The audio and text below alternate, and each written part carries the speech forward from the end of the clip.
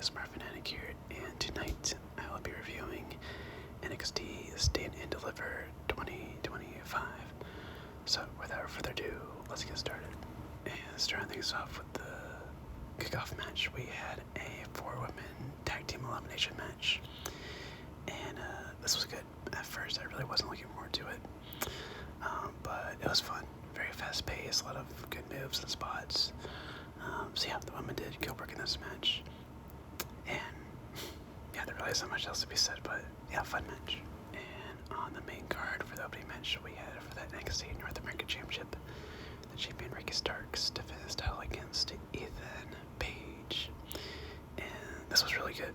I enjoyed it. Very violent match too. Like, these guys beat the hell out of each other in some pretty brutal spots as well. There was one where Ricky tried to dive onto Ethan Page, but he landed right onto the announce table really hard. I was like, shit. But yeah, lots of good spots in this match. Very violent. And yeah, it was funny. At one point, the crowd started to chant, Tony fumbled, which he certainly did. But yeah, this was an AEW match for sure. And quite frankly, Tony fumbled both of these guys, and they are doing way better in NXT than they ever did in AEW. So yeah, there's that. Yeah, good match. And next we had for the NXT Tag Team Titles, we had the champions of Fracasium defending their championships against Hank and Tank. Now, this was the first time that I've actually ever seen Hank and Tank in action before, and they were good. But this match did make me really sad because we have new NXT Tag Team Champions in Hank and Tank.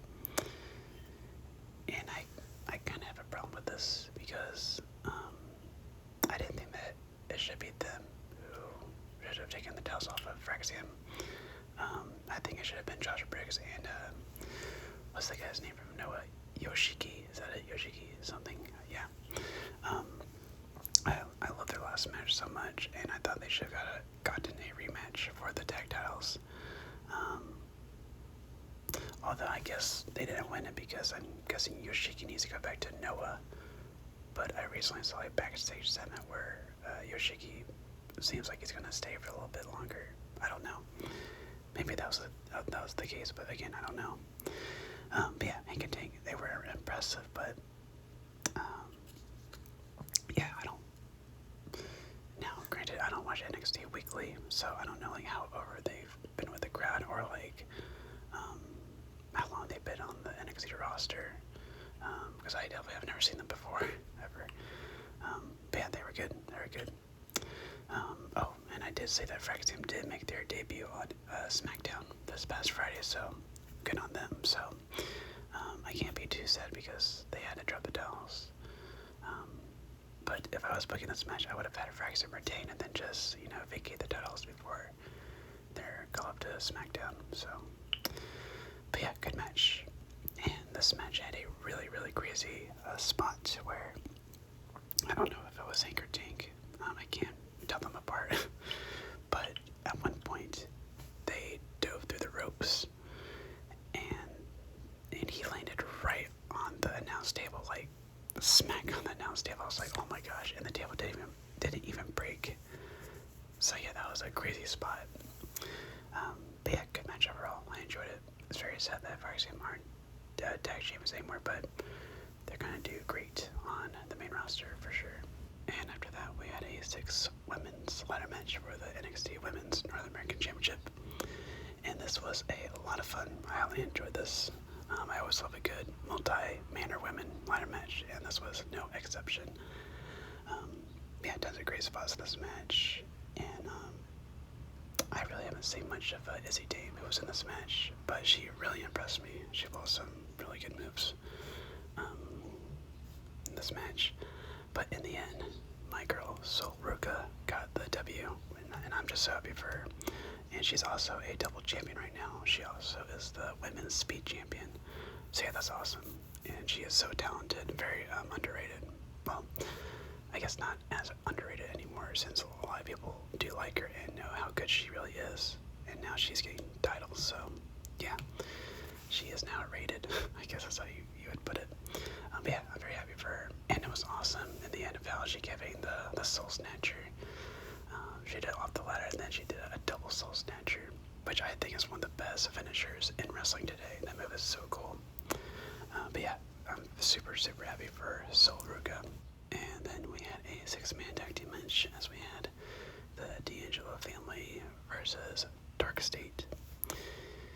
Now, before I watched this match, I really wasn't looking forward to it all that much, to be honest, because I didn't really know what the backstory was between these two teams, and I've never seen Dark State before, and so it was kind of like I really didn't know like what to expect, but my expectations weren't like too high. I thought this would be like just like a normal 6-man tag team match, but I ended up loving this match so much, like a lot actually. I really enjoyed this. I just thought this was really well put together, and it told a great story of how Stax kept wanting to, be in charge of this match, and Tony D'Angelo, kept trying to, like talk him, like basically, slow down, just like let me take charge. I'm the boss, let me take charge. But Stax just kept, trying to do stuff his way, and so Tony in turn kept trying to talk him out of it. And in the end, Stax actually turned on Tony, which was a shocker, and I really loved how they did it too, because basically, Tony and Stax, they hugged things out after, all the problems that were happening during the match, and Stax had a crowbar in his hand, and Tony was walking away. He looked behind him. Stax gave the crowbar to the referee.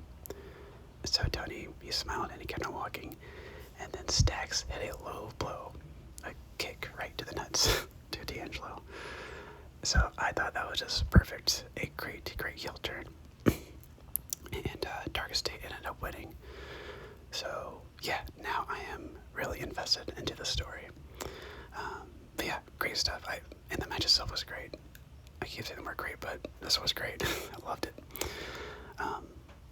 Man, honestly, probably my favorite match of the night so far. I just really enjoyed the 6-man tag team match. Yeah, like I said, I'm very curious of where the story goes to from here.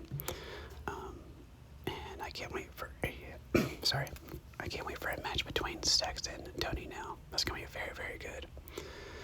So yeah, fantastic match. Loved it.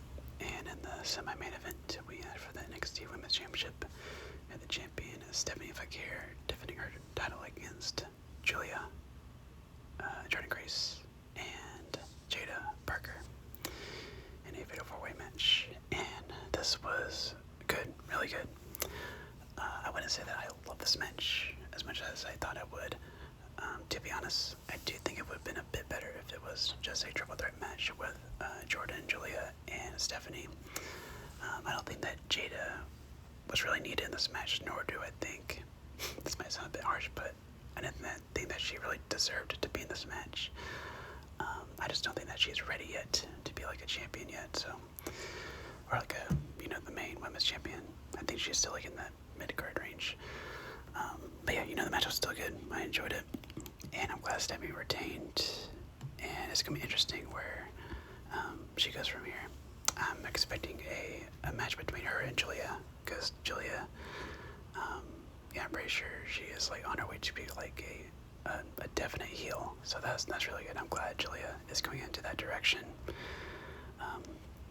And Stephanie's great as champ. She's like, she might be my favorite women's wrestler at the moment. Maybe. Yeah. She actually overtook Julia. No, I just love Stephanie so much. So, yeah, good match. Really enjoyed it. And in the main event, we had for the NXT Championship, with the champion, Oba Femi, defending his title against Trick Williams and Javon Evans. And just like that triple threat match between Oba, Theory, and Waller, this was also fantastic. I absolutely fucking love this match. It's so good. Man, dude, the amount of just great triple threat matches we've been getting recently has just been amazing. We had just had Punk, Rollins, and Reigns, and now this. And they're like, oh my gosh. So many great ones recently. match, and gosh, what a roller coaster this was. So many amazing spots this match. A very brutal match too. Lots of big moves. There was also a funny moment in this match too. So the referee got knocked out by Trick Williams earlier, or actually late in the match, and so Trick went for the pinfall, but there was no ref, and so he was waiting, and then the ref eventually got into the ring, but Oba Femi grabbed the ref by his leg. So the referee, he kicked Oba Femi to get him off, to try and count for the pin, which was hilarious. I've never seen that before, where the referee kicks another wrestler when he's trying to go for the pin. So that made me laugh. But yeah, this match was awesome. I loved it so much. I'm very curious if it was going to take the title off of Oba Femi. I've been thinking about this. Does NXT really have the person to do it with? I love Trick, but he's already held the title twice, so I don't think they'll go back to him holding the title again. I think he's due for a main roster call-up soon. Javon Evans, I think, is too early. He's great, by the way. I love Javon Evans and Trick, especially since he's from Columbia. Hell yeah, Columbia represent. But yeah, anyways, you really don't have anyone at the moment, in the main event scene, who can take the title off of Oba Femi. I think NXT needs that next big signing, or they could always just do Oba relinquishes the title before his main roster call-up, which I do think they should do, because he's just unstoppable. Nobody can beat him. So yeah, I am curious of what's next for Oba Femi, along with Trick and Javon. So that'll be really interesting to see. But yeah, fantastic match. Loved it. 5 stars. And that will do it for my review of NXT Stand and Deliver 2025. And overall, like always, this was a great show from NXT. It's kind of funny. What was the case for AEW with having great pay-per-views is now the case for NXT. Now AEW puts on shit pay-per-views, but now NXT just has a flawless pay-per-view after a flawless pay-per-view, and they're so enjoyable too, And the wrestlers, they work their asses off for these shows. Everyone has their moment to shine. There are a couple botches here and there, but they're still learning, and they're learning fast, very, very, very fast. So yeah, just overall a very enjoyable show. Loved it. Match of the night, definitely the main event. I love the main event. NXT really knows how to do multi-man matches very well. My second favorite match, honestly, I love that 6-man tag match a lot. That might be my second favorite. That was just really, really, really good. I love the storytelling of that match. But yeah, great show overall. Very, very fun. If I had to give it a rating, or out of 10, shoot, probably a 9 out of 10, maybe 8.5. I don't know. I just really enjoyed the show. This was a lot of fun. So that'll do it for this review. As always, hope you guys enjoyed, and let me know in the comments down below what you guys thought of NXT Stand and Deliver 2025. And with all that being said, this has been the ASMR Fanatic signing